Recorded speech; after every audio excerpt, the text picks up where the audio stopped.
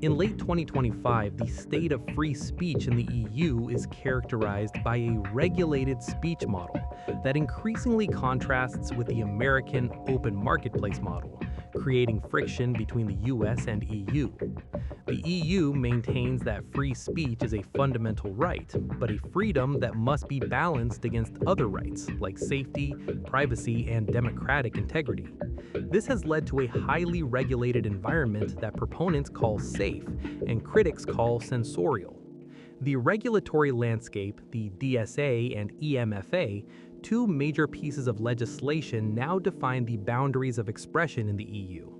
The Digital Services Act, fully operational in 2025, this law mandates that platforms like Meta, TikTok, and X must remove illegal content, example, hate speech, terrorist content, quickly once notified. It also forces platforms to mitigate systemic risks, which include the spread of disinformation that could harm elections or public health. The European Media Freedom Act, implemented in August 2025, this act aims to protect journalists from state surveillance and editorial interference. However, it also creates a framework for vetted media, which some argue gives the EU too much power to decide who is a legitimate journalist. The transatlantic censorship clash.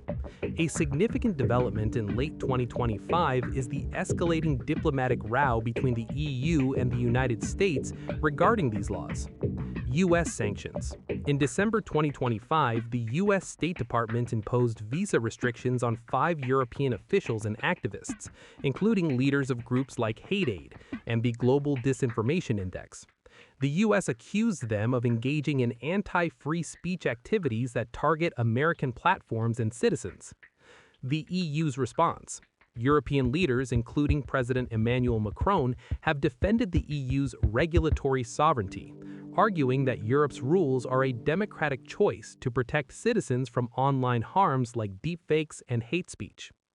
The EU model faces several objective criticisms and internal pressures.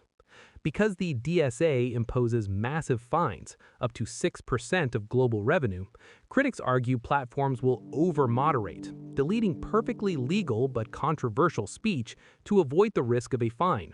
Especially this massive fine clause has met fierce criticism from the USA, and Elon Musk, the owner of X, claimed that the EU was a bureaucratic monster. The regulators were woke Stasi commissars, and the DSA should be abolished after his company was fined a staggering 120 million euros for breaching the regulation. Terms like disinformation or harmful content are also notoriously difficult to define.